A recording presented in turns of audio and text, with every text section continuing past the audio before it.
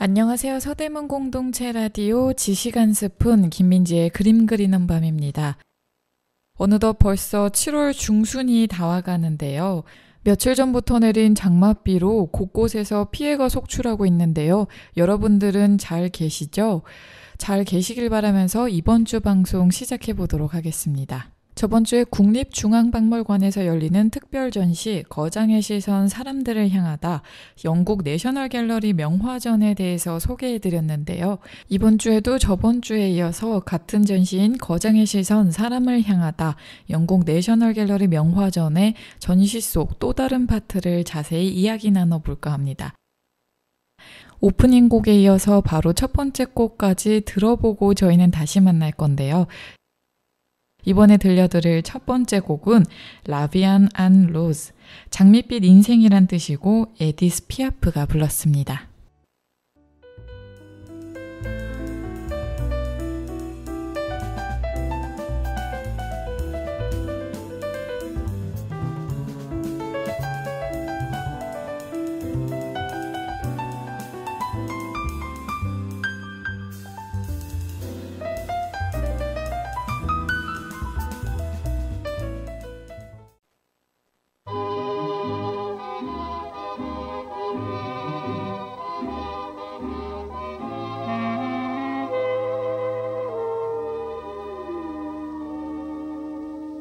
Des yeux qui font baisser les miens, un rire qui se perd sur sa bouche, voilà le portrait sans retouche de l'homme auquel j'appartiens. Quand il me prend dans ses bras, qu'il me parle tout bas, je vois la vie en rose. Il me dit des mots d'amour, des mots de tous les jours, et ça me fait quelque chose. Il est entré dans mon cœur une part de bonheur dont je connais la cause. C'est lui pour moi, moi pour lui dans la vie. Il me l'a dit, l'a juré pour la vie.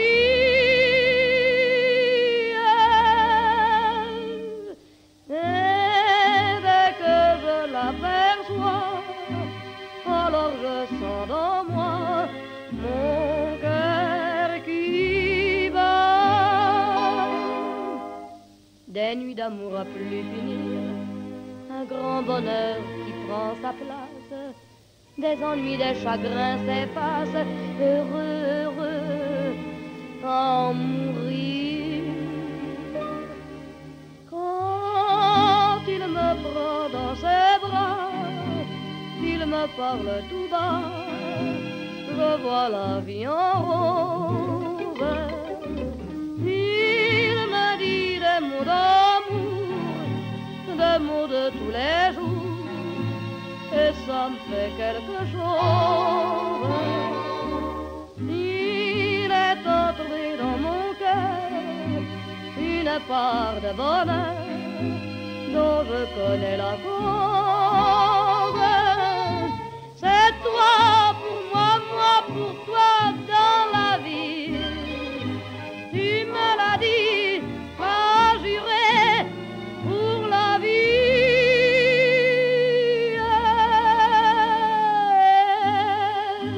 Dès que je t'aperçois, alors je sens dans moi mon cœur qui bat.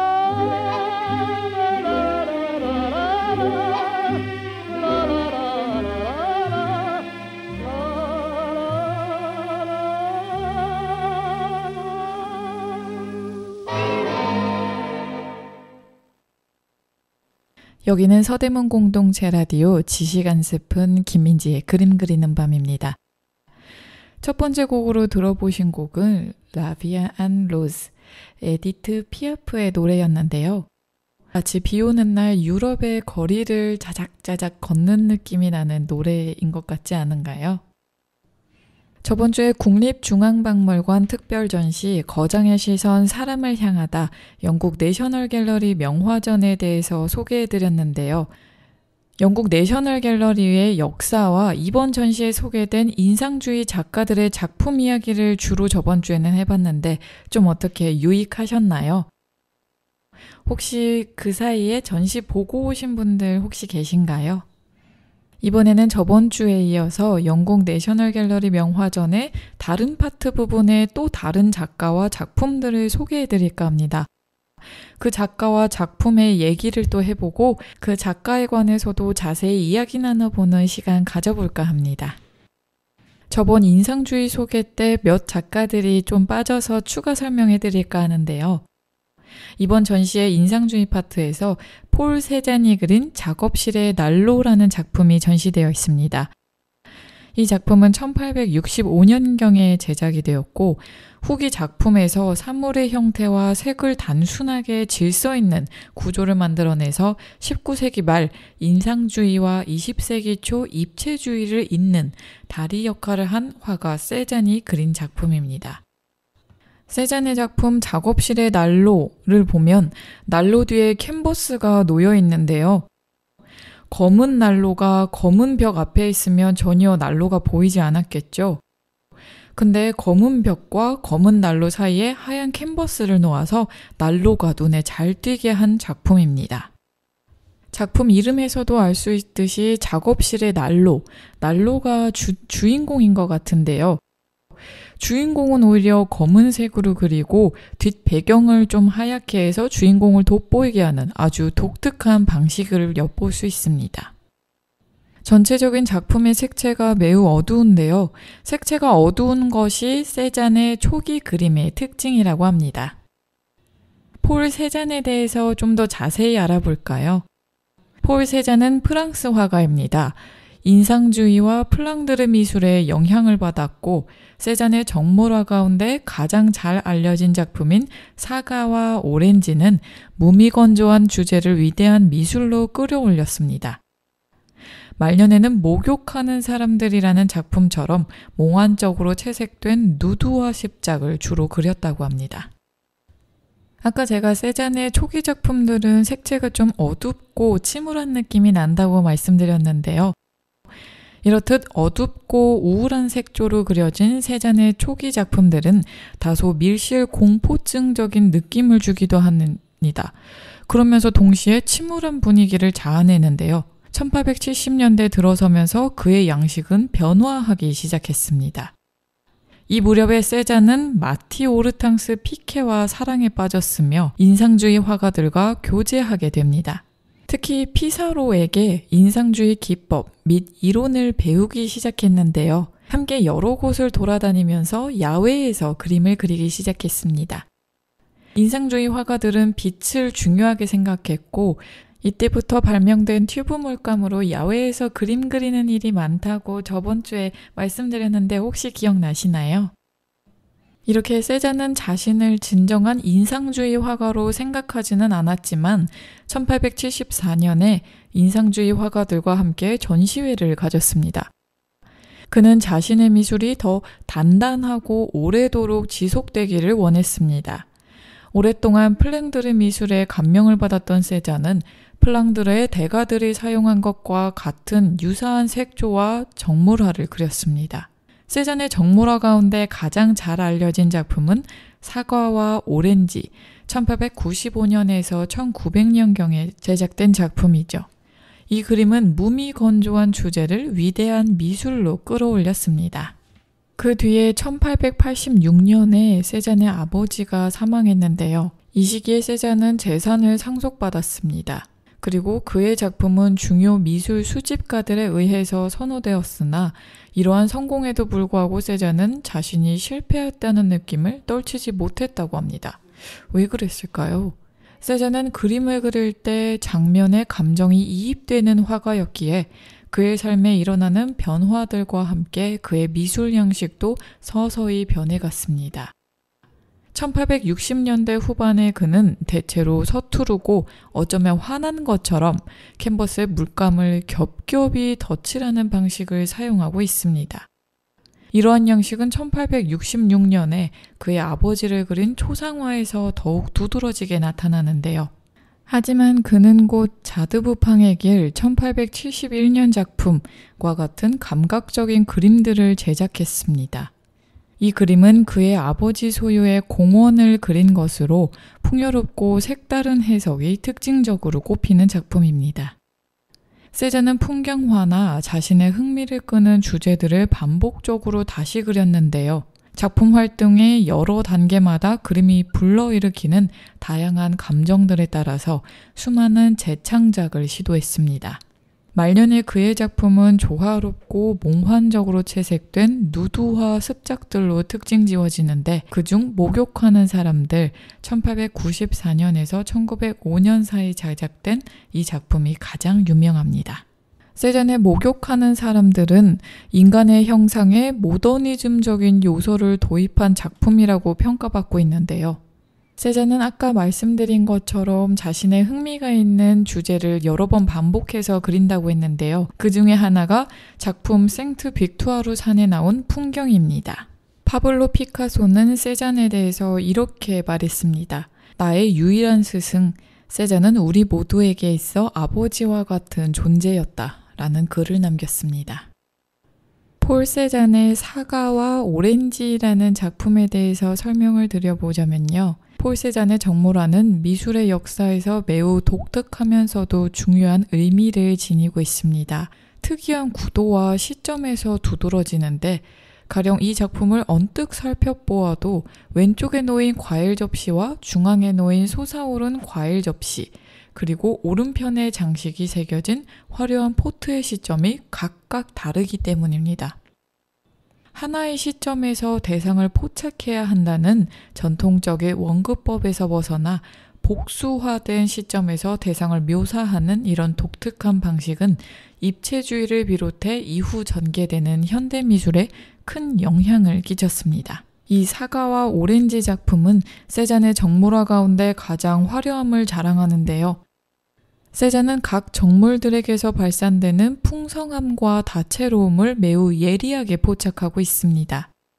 특히 이 작품에서는 이전의 화면의 구성을 안정감 있게 만들어 주었던 장치들, 이를테면 테이블의 직사각형 틀이나 뒤쪽에 위치한 벽이 주는 평면감은 사라져버렸고 풍성하게 접힌 식탁보와 소파의 천이 공간 전체에 드리워져 있습니다. 이런 결과로 전통적으로 수직, 수평적 구성이 보여주던 안정적인 느낌을 벗어나 마치 정물이 화면 중심으로 쏠리는 듯한 아주 역동적이고 움직이는 듯한 구성 효과를 보여주는 작품입니다.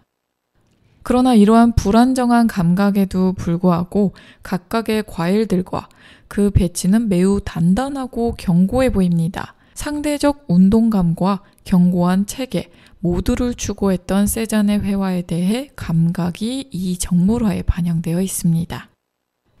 또한 이 작품에서는 색채와 표현 요소가 매우 특징적인데요. 소파 위에 놓인 흰색 식탁보는 과일 표면 특유의 생생한 광택이 더욱 빛나고 도드라지게 만드는 역할을 합니다. 중앙에 솟아있는 과일 그릇은 흰색 천 사이에서 솟아나와 과일의 묶음들을 자연스럽게 구분하면서도 돋보이게 하는 역할을 하고 있습니다.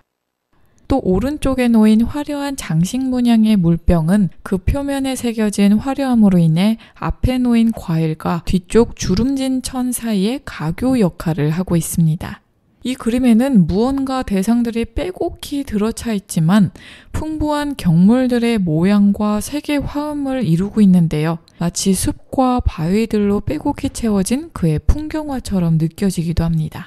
이 작품에서 볼 수 있는데 흔히 볼 수 있는 어떤 실내 배경이라기보다는 화가가 목적에 따라 인위적으로 배치해 놓은 결과로 그린다는 것은 단순히 대상을 모방하는 것이 아니라 여러 관계 사이에 화음을 포착하는 것이라고 말한 세잔의 평소 생각을 엿볼 수 있는 구성입니다.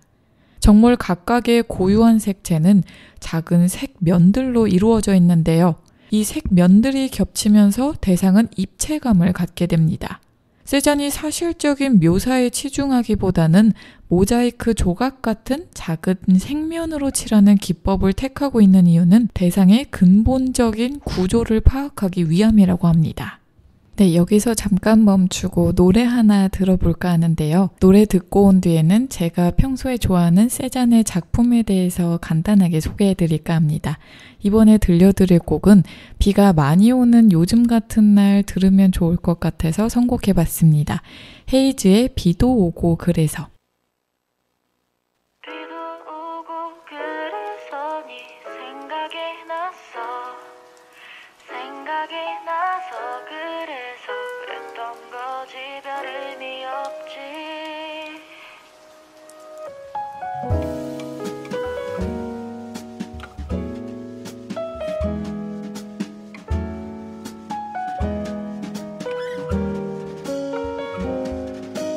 오늘은 오랜만에 네 생각을 하는 날이야.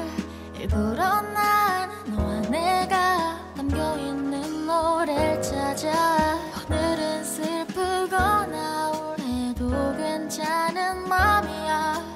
어차피 밤이 다 지나가면은 별 수도 없이 난 무한동안은 널 잊고 살 테니까 내 가슴 속에만 품고 살아갈 테니까. 비도 오고 그래서 네 생각이 나서 그래서 그랬던 거지 별 의미 없지. 우산 속에 숨어서 네 집을 지나쳐. 그날의 감정을 다시 느껴보고 봐서. 떨어지는 빗물과 시계 초침 소리가 방 안 가득 채우면 그때로 난 돌아가. 차라리 난 이 비가 그치지 않았음에 내 기억 속에 살 수 있겠나. 널 아프게 했던 못난 놈이니까 널 다시 품에 안을 자격도 없으니까. 비도 오고 그래서 네 생각이 나서 그래서 그랬던 거지 별 의미 없지. 우산 속에 숨어서 네 집을 지나쳐. 그날의 감정을 다시 느껴보고 봐서. 우리에게 주어진 행복을 너무 빨리 쓴 것 같아. 거기까지인 것 같아. 이 비가 그칠 때 각자 있던 곳에서 다시 살아가야만 비도 해. 오고 그래서 네 생각이 나서 그래서 그랬던 거지 별 의미 없지. 우산 속에 숨어서 네 집을 지나쳐. 그날의 감정을 다시 느껴보고 봐서.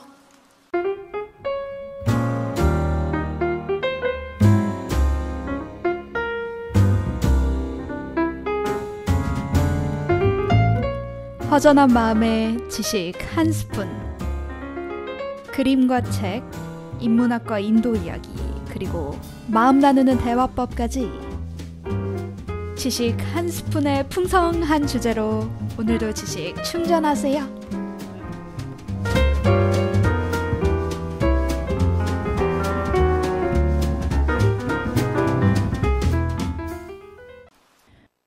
여기는 서대문 공동체 라디오 지식 한 스푼 김민지의 그림 그리는 밤입니다. 방금 들어보신 곡은 헤이즈의 비도 오고 그래서 선곡해봤습니다. 저는 폴 세잔의 카드놀이 하는 사람들이라는 작품을 좋아하는데요. 이 작품은 1890년경 혹은 1895년경에 제작된 작품입니다. 카드놀이 하는 사람들이라는 주제는 젊은 시절에 액상 프로방스 미술관을 자주 드나들었던 폴 세잔이 그곳에서 1635년에서 1640년경 르냉 형제가 그린 카드놀이 하는 사람들이라는 작품을 진지하게 감상한 후 영감을 받은 것으로 추정됩니다. 이 외에도 세잔은 동일한 주제의 다른 작품들을 루브르 박물관에서도 접하게 되었는데 그것은 1861년 그가 루브르 박물관에서 모사 화가 일을 했을 때입니다. 당시 그는 네덜란드 출신의 화가들인 미카엘 스베르츠의 1649년 작품 동굴에서 카드놀이 하는 병사들이나 피터르 데 후치의 1663년 혹은 1665년경의 작품 화려한 실내에서 카드놀이 하는 사람들 등을 통해서 여러 부류의 카드놀이 하는 사람들이 그려진 다양한 작품들을 감상할 수 있었습니다. 앞서 언급된 모든 작품들을 살펴보면 가장 주목되는 모티브인 카드놀이 하는 사람들이 화폭에 전진 배치되어 있는데요. 또한 화면 안에는 갖가지 소품들이 과할 정도로 많이 그려져 있습니다. 이 작품 안에서 인물들은 신기하게도 각자 자유분방한 행동을 하고 있습니다. 이러한 표현 외에도 각각의 작품들은 나름대로 교훈적인 메시지를 포함하고 있는데요. 카드놀이라는 주제 자체가 일종의 도박이 가지고 있는 횡재 또는 행운의 변덕스러움이라는 의미를 내포하고 있기 때문입니다. 이미 50살을 넘기면서 오랜 화가 생활을 해왔음에도 불구하고 여전히 인정받지 못하고 있었던 세잔은 이 카드놀이라는 주제를 통해서 새로운 도전을 하기 시작했습니다. 그는 앞선 작품들과는 달리 주변적인 요소 및 교화적이고 극적인 묘사들을 배제한 채 전적으로 주제와 구성을 단순화시켰습니다.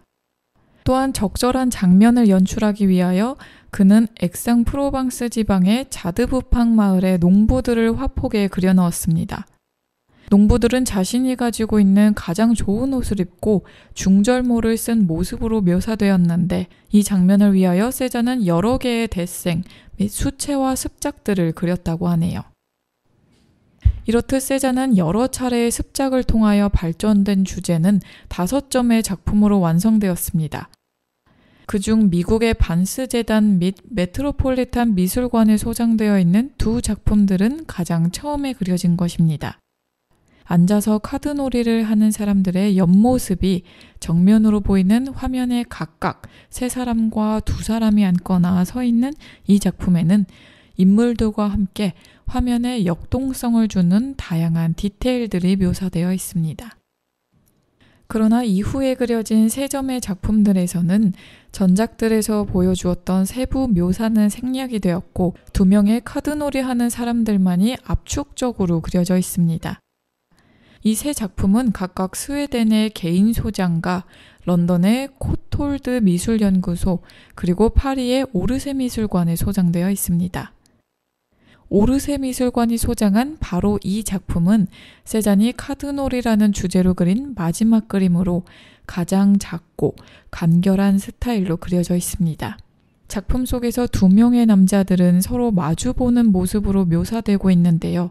테이블 위에는 황색깔 테이블보가 덮여 있고 주변에는 술병 하나와 파이프 담배 하나만이 세부적으로 묘사되어 있을 뿐 그 장소가 어디인지는 명확하게 알 수 없습니다. 폭이 넓은 붓터치로 여러 색을 병렬적으로 공들여 칠한 덕분에 시간이 지남에 따라 더욱 강해진 작품의 간결성은 작품 전반에 걸쳐 시간에 구애받지 않는 기념비적인 느낌을 부여하고 있습니다. 주제를 넘어선 화가가 가지고 있었던 세계 처리에 대한 열정은 1907년에 열린 살롱 도톤전의 회고전에서 주목을 받았습니다. 그리고 결국 20세기의 수많은 화가들이 그를 통해서 다양한 영감을 받을 수 있었습니다. 인물화 그리는가 상당히 어렵잖아요. 0.1mm만 잘못돼도 사람이 아닌 것 같고 외계인 같고 이상한데 세잔의 이 카드놀이 하는 사람들의 인물을 보면은 굉장히 넓은 붓터치로 무심한 듯 칠한 것 같은데 두 남자가 너무 잘 표현되어 있어서 제가 이 작품을 좋아하는 것 같아요. 오히려 제 생각에는 작은 붓으로 이렇게 묘사하는 게 더 쉬울 수도 있겠다 이런 생각도 한번 해봅니다. 큰 붓으로 저렇게 다채로운 화면 구성과 인물까지 표현하는 게 쉽지 않을 것 같아요. 폴 세잔에 이어서 국립중앙박물관에 전시된 또 다른 작가와 작품을 소개드리자면 존 싱어 사전트의 와인잔이라는 작품이 있습니다. 이 작품은 1875년경에 제작이 되었는데요. 사전트가 19살에 그린 작품이라고 합니다. 그는 다양한 재질 위에 떨어지는 빛의 효과에 대해 관심이 많았다고 합니다. 이 그림은 빛과 그림자가 정말 잘 표현되어 있는데요. 부분적으로 바닥에 비친 햇빛과 울타리와 식탁에 의해서 생기는 얼룩얼룩한 그림자들이 정말 인상적입니다. 빛의 효과에 대한 관심과 물감을 잔뜩 묻힌 뒤 캔버스에 바로 칠하는 붓질은 인상주의의 영향을 보여주는 것이라는 설명이 덧붙여져 있습니다. 존 싱어 사전트는 미국의 화가인데요. 대표적인 초기 인상주의 화가의 한 사람입니다. 초상화로는 19세기 말에 상류사회 인물들을 묘사한 작품이 많았고요. 전통적인 형식에서 벗어난 기법과 색채 등을 사용하여 고유의 영역을 개척했습니다. 또한 유럽 여러 나라의 다양한 풍경화와 풍속화를 제작하여 영국과 미국의 인상주의 화풍 확립에 크게 이바지한 작가입니다. 사전트는 1880년에서 82년까지 베네치아에서 거리 풍경과 민속놀이를 중심 소재로 작품 활동을 했습니다. 초상 화가로도 성공을 거두었는데 특히 보이트 딸 1882년 작품으로 큰 명성을 얻었다고 합니다. 이후 파리에 머물렀으나 84년 파리 전시회에 출품하였던 마담 X가 대담하고 사실적인 묘사로 파문을 일으키자 86년 영국으로 가서 작품 제작에 몰두하기 시작했습니다. 다시 89년에 미국으로 돌아와서 보스턴 공립도서관에서 벽화 작품을 제의받는 등 활발한 활동을 펼쳤다고 합니다. 사전트의 대표적인 작품으로는 자화상, 또 캔케일의 조개잡이들, 또 카네이션, 백합, 장미 등이 있습니다. 그 다음 소개해드릴 작가와 작품은 피에르 오기스트 르누아르 작가의 목욕하는 사람 1885년에서 90년경에 제작된 작품입니다. 신화나 성경 속 누드 여성 그림은 과거로부터 이어온 그림의 주제이지만 르누아르는 동시대의 평범한 여성 누드를 주제로 삼았다는 점이 특별한데요.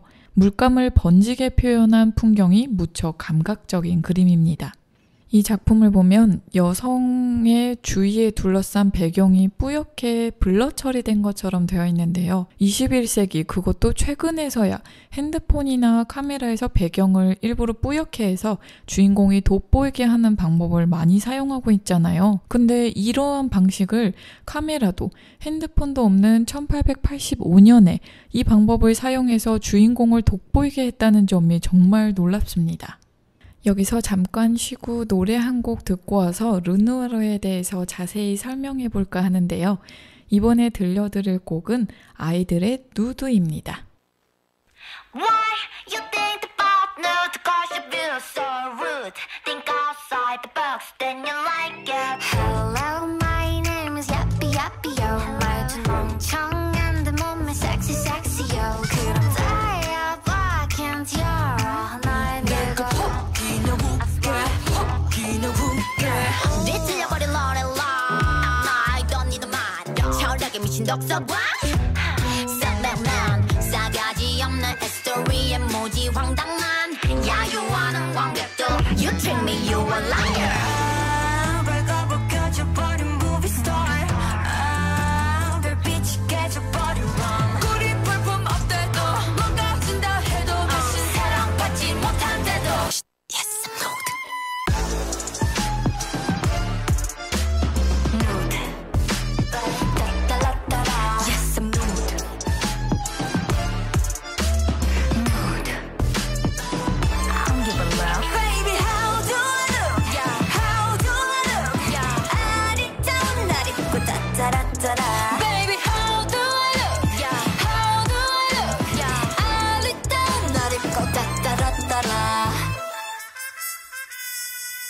ouch. 실례합니다. 여기 계신 모두한 작품을 기대하셨다면 Oh I'm sorry. 그딴 건 없어요. 안부른 저쪽 대중은 흥미없는 정보. 그 팝콘을 던져도 덤덤. 행복과 반비례 평점 but 나의 정점 멋대로 낸 편견은 토할 것 같지. 별거 바꿔줘버린 movie star. 저 부끄러울 게 없는 밤. 거리 불품 못해도 어쩌면 내게도 다시 사랑받지 못한 태도. Yes I'm nude.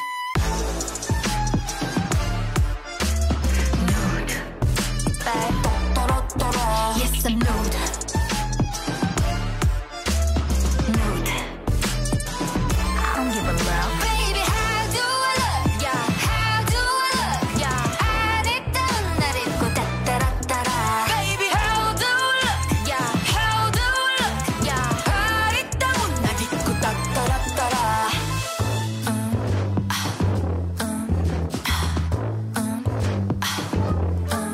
Yes, I'm nude. Yes, I'm nude. Now I draw a luxury nude. Why you think about nude? 'Cause you feel so rude. Think outside the box. 까고 말해. 아름다운 나의 nude. 아름다운 나의 nude. I'm born nude. 변태는 너야.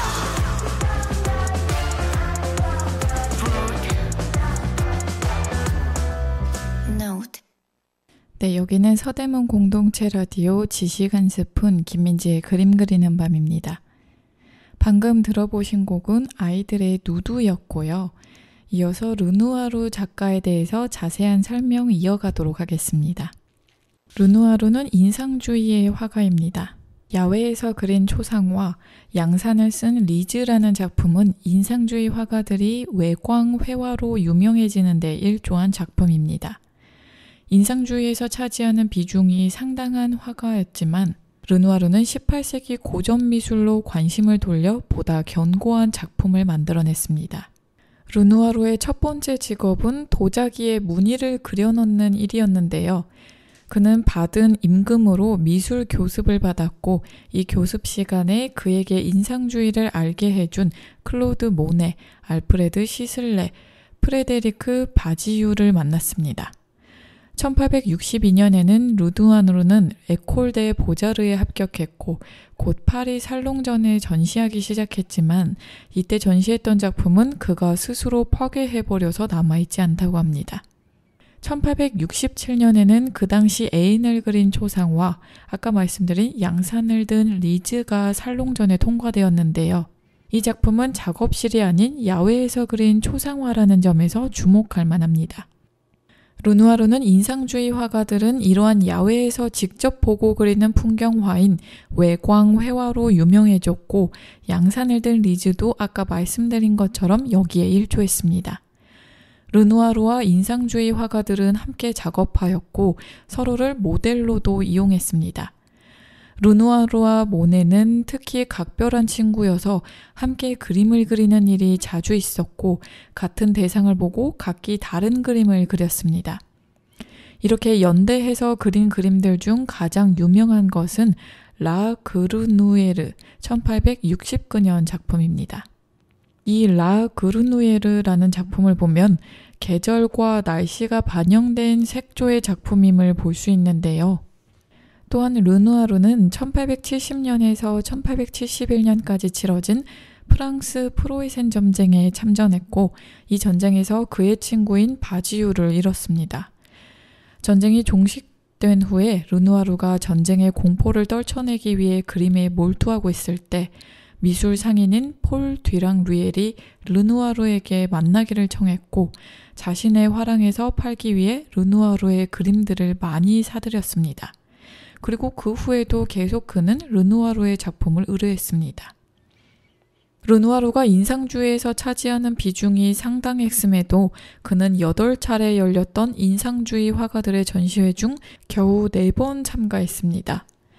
말년에 르누아르는 그가 기초를 다질 수 있도록 도와주었던 인상주의에서 벗어나 초기에 애착을 가졌던 18세기의 고전주의적 미술에 다시 흥미를 느끼게 되었습니다.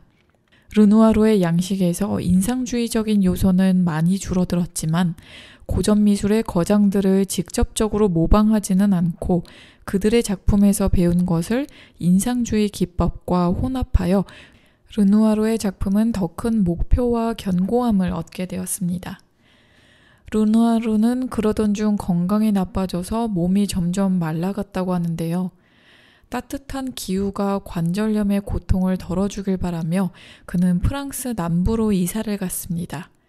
손가락의 관절들이 마비된 후에는 붓을 팔에다 묶어서 넓게 휩쓰는 붓질로 그림을 그렸습니다.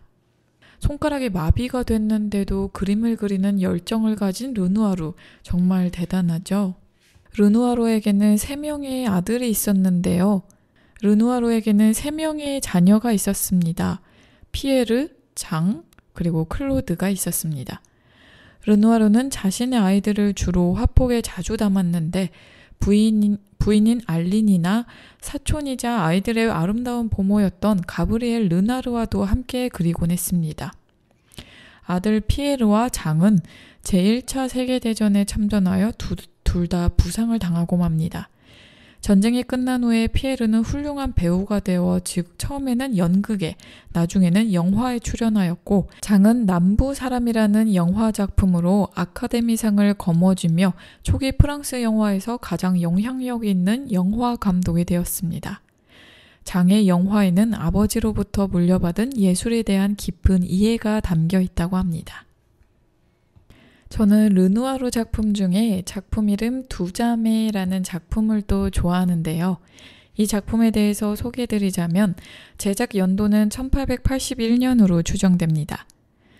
르누아르는 1881년에 이 걸작을 완성함으로써 15년간 일관되게 탐험했던 주제였던 부르주아의 여가 생활에 대해 일종의 마침표를 찍을 수 있게 됐습니다. 이 작품의 배경은 센강 옆 샤토 마을에서 영업 중이던 레스토랑 포네이즈의 테라스입니다. 이곳은 르누아르가 전에 다른 작품들과 함께 뱃사공의 점심을 그린 곳이기도 한데요. 이 작품은 봄의 아름다움과 젊음의 생기발랄함을 축하하고 있는 두 자매 테라스에서는 기법적으로나 구성적으로나 르누아르의 대역작입니다.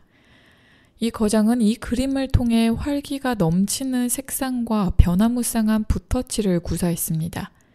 이 작품에서 보이는 거의 실물 사이즈의 인물은 테라스 앞에 있는 철 난간의 좁은 공간을 차지하고 있습니다.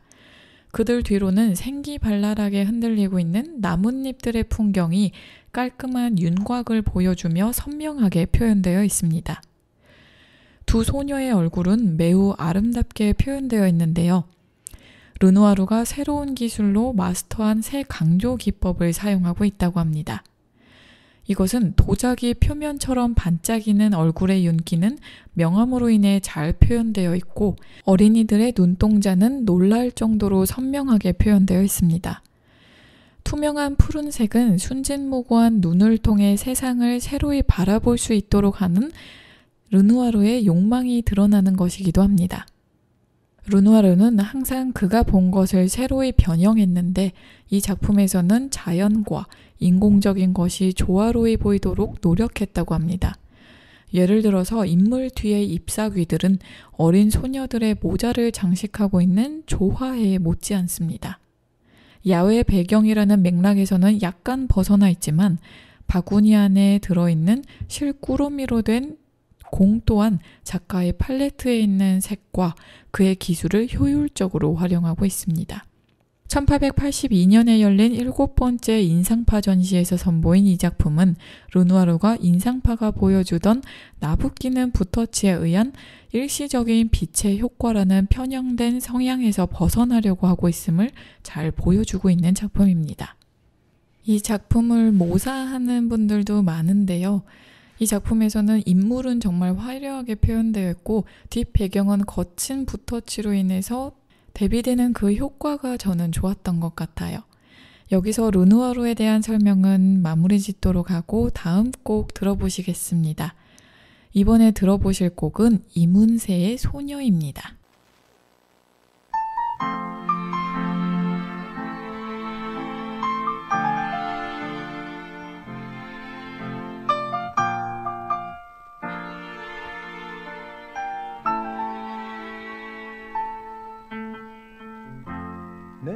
곁에만 머물러요. 떠나면 안 돼요.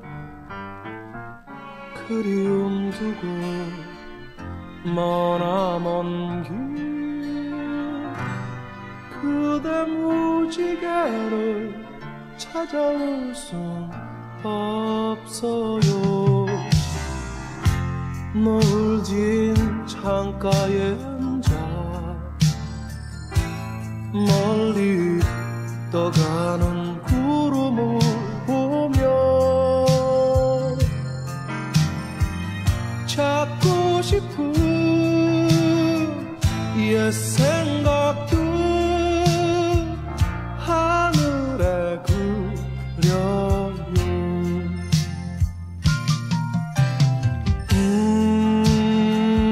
불어오는 차가운 바람 속에 그대 외로워 울지마.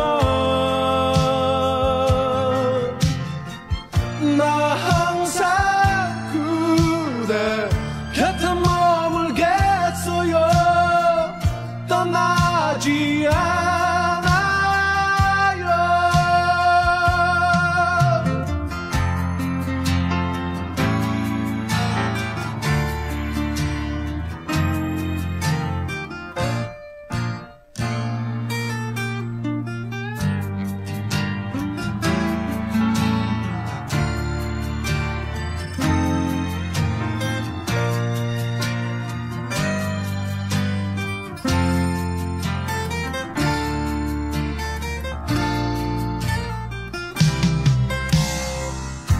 노을 진 창가에 앉아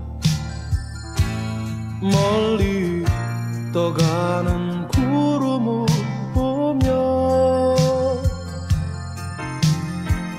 찾고 싶은 옛 생각들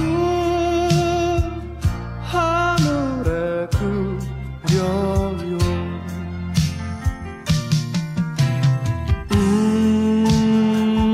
불어오는 차가운 바람 속에 그대 외로워 울지마. 나 항상 그대 곁에 머물겠어요. 떠나지 않아요.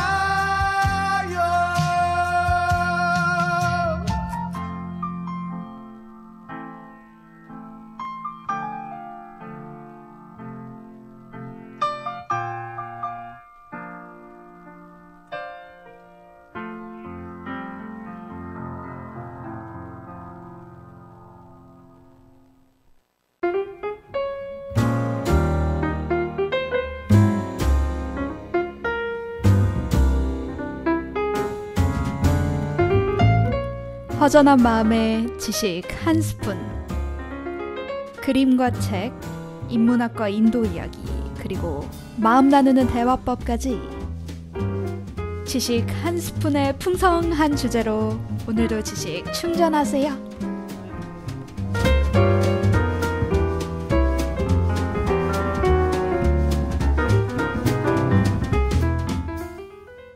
여기는 서대문 공동체 라디오 지식 한 스푼 김민지의 그림 그리는 밤입니다. 방금 들어보신 곡은 이문세의 소녀입니다. 이 곡이 드라마 응답하라 시리즈에서도 틀어져서 굉장히 인기를 많이 받은 곡인데요. 리메이크 곡도 굉장히 많죠. 국립중앙박물관에 있는 인상주의 파트에 나와 있는 작가와 작품들을 거의 대부분 다 설명해 드렸는데요. 이 전시실 파트를 나오시는 길에 앵거스테인 저택에서의 내셔널 갤러리의 최초의 공간이 포토존으로 마련되어 있다고 합니다. 저번 주에 설명드렸던 내셔널 갤러리의 역사가 고스란히 느껴지는 곳이기도 하니까 방문하시는 분들은 이 포토존에서 사진 찍어 보시는 것도 좋으실 것 같습니다. 이 파트를 지나서 또 다른 파트를 소개해 드릴까 하는데요. 이 파트의 제목은 새로운 시대, 나에 대한 관심입니다. 이 파트에서 소개된 작품과 작가 이야기 나눠보도록 하겠습니다. 주제가 새로운 시대 나에 대한 관심인 만큼 17세기 후반 계몽주의가 널리 퍼지면서 사람의 이성이 갖는 힘을 중시하였습니다. 개인의 자유에 주목한 계몽주의는 그동안 절대적이던 교회와 국가의 권위를 위협하곤 했습니다. 18세기에 들어서 절대 왕정이 쇠락하면서 교회의 힘은 점점 더 약해졌습니다. 신과 왕의 권위를 두려워하던 사람들은 점차 개인의 자유와 행복에 관심을 두게 되는데요. 1789년에 일어난 프랑스 대혁명은 이러한 변화의 속도를 더하게 됩니다. 새로운 시대를 맞아 종교와 사상을 담는 매체를 넘어 개인의 경험을 기념하고 추억하는 그림들이 활발하게 그려지기 시작했습니다. 이처럼 화가의 시선은 개인의 삶으로 향하게 됐습니다. 이 파트에서 첫 번째 보이는 작품은 클로드 조제프 베르네의 어부들이 있는 강이라는 작품입니다.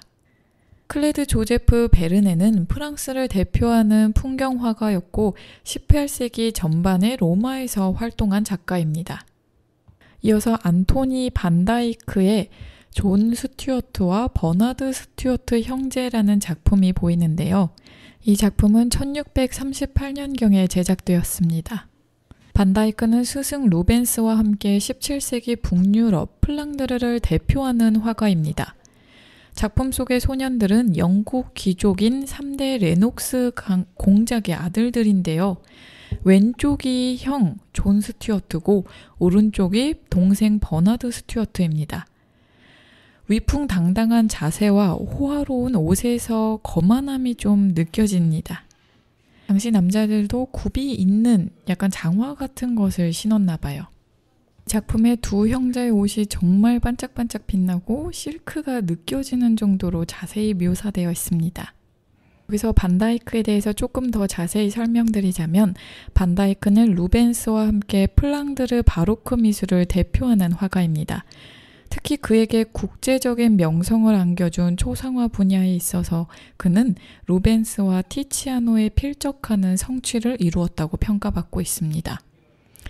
반다이크의 작품은 이후 2세기 동안 유럽의 귀족, 궁정, 총사화의 기준이 되었고 반다이크라는 이름은 우아하고 세련된 초상화와 그런 분위기를 가진 인물을 가리키는 일반 명사로 사용되기까지 했다고 합니다. 반다이크는 어릴 때부터 신동으로 이름이 났는데요. 1615년에 16살 나이에 독립된 작업장을 만들고 2명의 조수까지 고용했다고 합니다. 마스터가 된 1618년부터는 루벤스의 일을 돕기 시작했습니다. 반다이크는 엄밀한 의미에서 루벤스의 제자라고는 할 수 없지만 그보다 22살 많았던 루벤스는 반다이크를 내 제자 중에 최고라고 소개한 적이 있고 반다이크의 미술 교육은 루벤스와 함께 하면서 완성되었다고 할 수 있습니다. 이 기간에 그는 사람들이 둘의 작품을 구별하지 못할 정도로 루벤스 회화의 비법에 숙달했을 뿐 아니라 플랑드르의 예술과 지식의 중심지라고 할 수 있었던 루벤스 작업장에서 수많은 지식인 또 예술가, 예술 애호가들과 교류하며 대가의 교양과 매너를 익힐 수 있었다고 합니다. 반다이크의 초기 걸작이라고 할 수 있는 초상화 작품이 코르넬리우스 판데르 히스트라는 작품인데요. 그는 얼굴로 모델의 교양과 감정을 그려내는데 아주 능했습니다. 반데르 히스트는 안트베르펜의 부유한 상인이자 미술품 수집가로서 17세기 초 플랑드르 문화계의 주요 인물이었습니다. 그는 특히 자국의 미술을 선호하고 적극 후원했는데 루벤스에게 십자가를 올림이라는 작품을 주문하여 그의 명성을 확립하는 계기를 만들기도 했습니다. 반다이크의 그림에는 60대 중반의 모델은 다른 장식이나 액세서리 없이 얼굴의 형태와 눈빛만으로 그의 고상한 치미와 지성을 보여주고 있습니다. 화가의 붓질은 섬세하나 대담하며 그가 초상화로 실제 환영을 만들어내려 한 것이 아니라 이를 그려진 이미지로 생각하고 그 회화성을 통해 그림을 살아있게 하는 데 관심을 기울였습니다. 이러한 반다이크의 회화와 특히 초상화가 영국 회화에 끼친 영향은 정말 막대한데요. 18세기의 왕립 미술 아카데미를 기점으로 시작된 영국 회화의 세기의 중심인물인 조슈아 레이놀즈와 토머스 게인즈 보로에게 그의 초상화는 모델이고 기준이 되었습니다. 또 대륙미술에서 그의 초상이 가진 매력과 분위기를 계승한 화가는 프랑스의 안투안 와토로 꼽히고 있습니다. 르누아르의 설명은 여기서 잠깐 멈추고 곡 하나 들어보실 텐데요. 이번에 들어보실 곡은 저스틴 비버의 Love Yourself입니다. For all the times that you rain on my parade, and all the clubs you get in using my name. You think you broke my heart, oh girl, for goodness sake. You think I'm crying on my own, well I ain't. And I didn't wanna write a song, cause I didn't want anyone thinking I still care or don't. But you still hit my phone up, and baby I'll be moving on. And I think it should be something I don't wanna hold back. Maybe you should know that my mama don't like you and she likes everyone. And I never like to admit that I was wrong. And I've been so caught up in my job, didn't see what's going on, but now I know I'm better sleeping on my own. Cause if you like the way you look that much, oh baby you should go and love yourself. And if you think that I'm still holding on to something, you should go and love yourself. When you told me that you hated my friends, the only problem was with you and not them.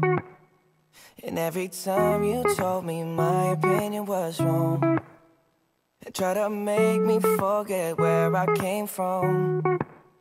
And I didn't wanna write a song, cause I didn't want anyone thinking I still care or don't. But you still hit my phone up, and baby I'll be moving on. And I think it should be something I don't wanna hold back. Maybe you should know that my mama don't like you and she likes everyone. And I never like to admit that I was wrong. And I've been so caught up in my job, didn't see what's going on, but now I know I'm better sleeping on my own. Cause if you like the way you look that much, oh baby you should go and love yourself. And if you think that I'm still holding on to something, you should go and love yourself.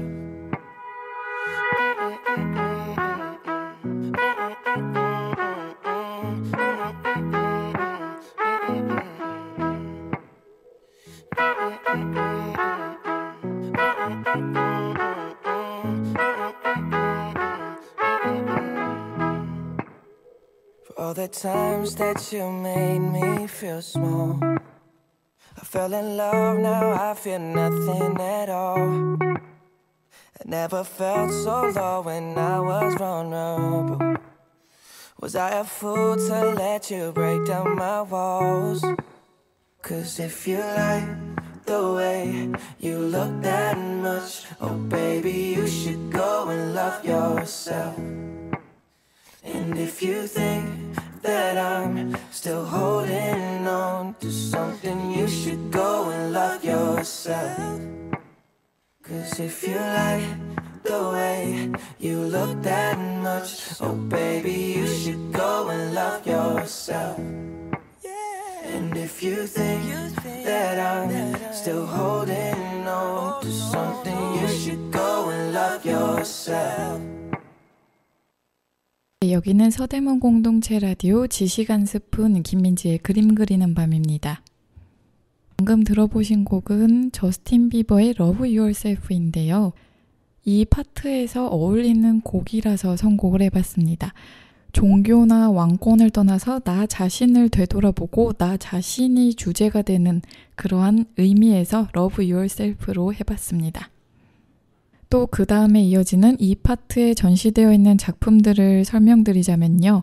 장 바티스트 그레즈의 여인입니다.